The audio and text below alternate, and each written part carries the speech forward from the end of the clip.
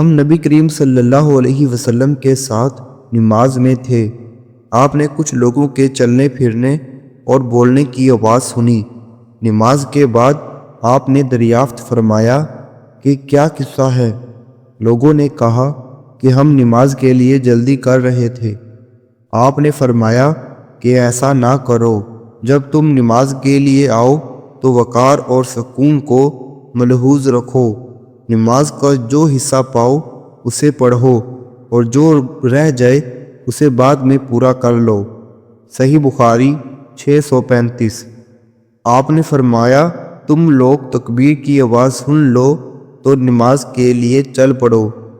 سکون اور وقار کو لازم پکڑے رکھو اور دوڑ کے مت آؤ۔ پھر نماز کا جو حصہ ملے اسے پڑھ لو اور جو نہ مل سکے اسے بعد میں پورا کر لو۔ صحیح بخاری 636۔